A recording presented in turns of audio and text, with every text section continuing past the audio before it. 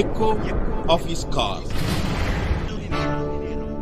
நமது ஆண்டவரும் ரட்சகருமாகிய இயேசு கிறிஸ்துவின் நாமத்தில் உங்களை அன்புடன் வாழ்த்துகிறேன். మన ప్రభువు రక్షకుడైన యేసుక్రీస్తు నామం నందున మిమ్మల్ని అందరినీ ఆహ్వానిస్తున్నాను. ஆதி காலத்திலும் கூட தேவ மக்கள் பலனற்று போன நேரங்களிலே, சோர்வடைந்த நேரங்களிலே ஆண்டவர் அவருடைய வாழ்க்கையிலே தலையிட்டிருக்கிறார். ఆది కాలంలో కూడా మన దేవజనులు ఎప్పుడు సొమ్మసిల్లిపోయారో, వాళ్ళు నిరుత్సాహపడ్డారో అప్పుడు కూడా దేవుడు వాళ్ళ జీవితంలో వాళ్ళతో మాట్లాడాడు. அவர் நேற்றும் இன்றும் மாறாதவராக இருக்கிறபடினாலே இந்த நாட்களிலேயும் கூட தம்முடைய மக்கள் சோர்வடையும் போது அவர்களிடத்திலே பேசுகிற தெய்வமாக இருக்கிறார். ఆయన నాడు నేడు ఎప్పుడు మారని దేవుడుగా ఉన్నాడు కాబట్టి ఈరోజు కూడా మనం నిరుత్సాహపడినప్పుడు మనతో మాట్లాడే ప్రభువుగా ఉన్నాడు. உபாகமும் 31 அதிகாரம் 23 வசனம் விதமாக சொல்கிறது.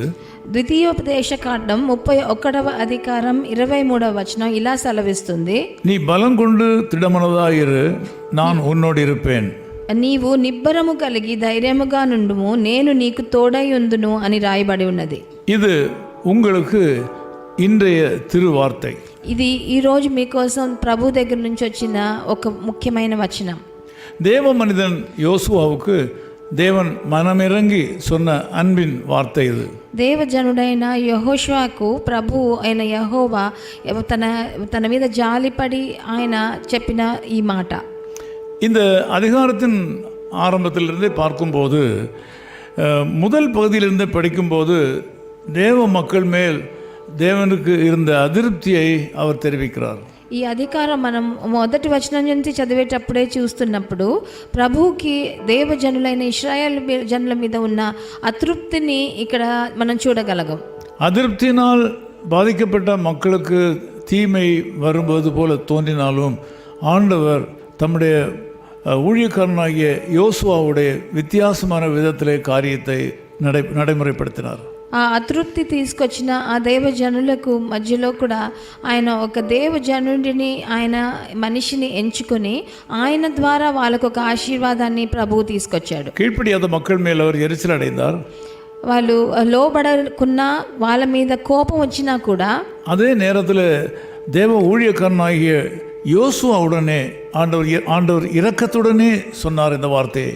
కానీ దేవజనుడైన యెహోషువ మీద ఆయన ఎంతో జాలిపడి ఆ ప్రేమ చూపించి ఆయన దగ్గర ఈ మాటలు సెలవిస్తున్నాడు. நீ பலம் கொண்டு திடமனதாயிரு, నువ్వు నిబ్బరము కలిగి ధైర్యముగా ఉండు అని యెహోషువ దగ్గర చెప్తున్నాడు. நான் உன்னோடு இருப்பேன் என்றார். నేను నీకు తోడై ఉందును అని ఆయనకు ఒక ఆశ్వాసం ఇస్తున్నాడు. ஆகவேதான் நான் அடிக்கடி சொல்லுகிற காரியம், అందుకనే నేను ఎప్పుడు చెప్తున్న కార్యం ఏంటంటే, நீங்கள் விசுவாசிகளாக இருக்கிறதை காட்டிலும் ஊழியக்காரராக இருப்பது உங்களுக்கு பாதுகாப்பு என்று சொல்கிறேன். మీరు విశ్వాసులుగా ఉండటం కన్నా మీరు పరిచర్య చేసే వాళ్ళుగా ఉంటే మీకు ఎంతో ఆశీర్వాదం. இங்கே பார்க்கிறோம், கோபப்படுத்தின மக்கள் மேல் ஆண்டவர் எரிச்சல் அடைந்தார். ఇక్కడ చూస్తున్నాము, ఆయనను కోపం తీసుకొచ్చిన జనుల మీద ఆయన చాలా మనసు విరిగిపోయింది ఆయనకి. அதே நேரத்தில் ஊழியக்காரனாக அழைக்கப்பட்ட யோசுவாவிடத்தில் இரக்கம் கொண்டார். కానీ అదే దేవజనుడైన ఈ సేవకుడైన యెహోషువ మీద ఆయన ఎంతో జాలి చూపించాడు. இன்று கூட உலகத்தில் பார்க்கும்போது அநேகர் தங்களுடைய பொல்லாத வழிகளினாலே ஆண்டவருடைய இருதயத்தை காயப்படுத்துகிறார்கள். ఈరోజు కూడా లోకాన్ని చూసేటప్పుడు వాళ్ళ చెడ్డ కార్యాల దారుల వలన ప్రభువును ఎంతో మనం కష్టపరుస్తున్నాము. இவ்விதமாக காயப்பட்ட உள்ளத்தோடு இருக்கிற தேவன் அந்த நாட்களிலே யோசுவாவின் மேல் இரக்கம் வைத்தது போல இன்றைக்கும் உங்கள் மேல் அவர் இரக்கமாக இருக்க விரும்புகிறார். అలా గాయపడిన ప్రభు అయిన యెహోవా ఎట్లా ఈ లోక ప్రకారమైన మనుషుల మీద కోపం చూపించినా మీ మీద యెహోషువ మీద చూపించిన కరుణని చూపించేదానికి తయారుగా ఉన్నాడు. ஆகவே நீங்கள் உங்களை ஊழியக்காரர்களாக அடையாளப்படுத்திக் கொள்ளுங்கள்.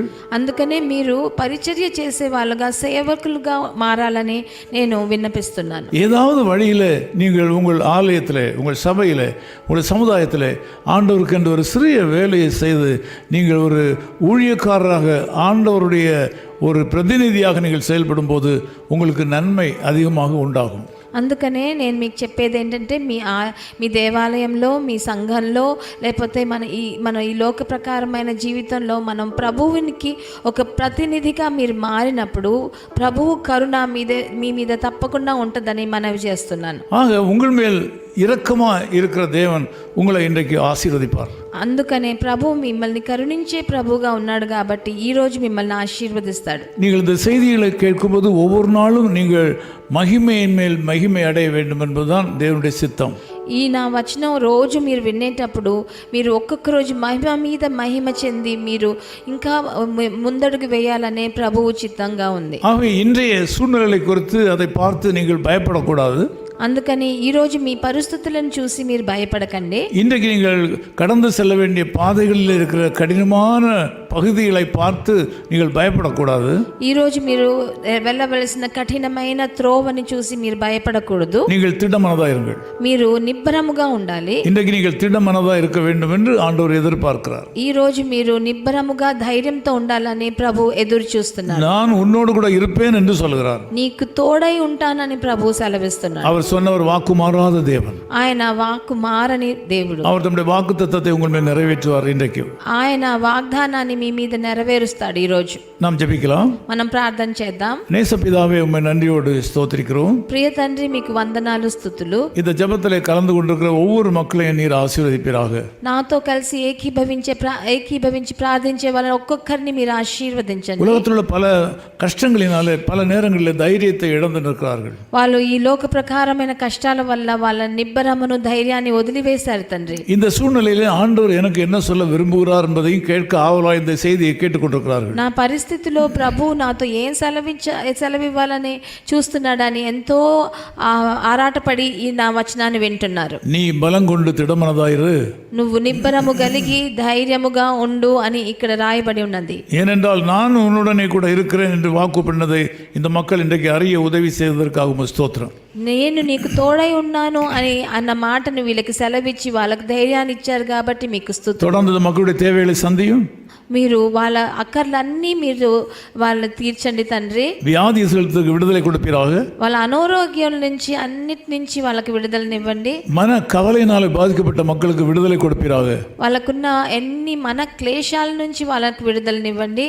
குடும்பத்திலே சமாதான குறைவோடு இருக்கிற குடும்பங்களிலே தெய்வீக சமாதானத்தை கொடுப்பீராக. వాళ్ళ కుటుంబాలలో నెమ్మది లేకుండా ఉన్న మనుషుల జీవితంలో సమాధానాన్ని మీరు ప్రసాదించండి. இயேசு கிறிஸ்துவின் நாமத்தில் ஜெபிக்கிறோம் பிதாவே. ప్రభు అయిన యేసుక్రీస్తు నామమునందున వేడుకుంటున్నాము తండ్రి. ஆமென், ஆமென்.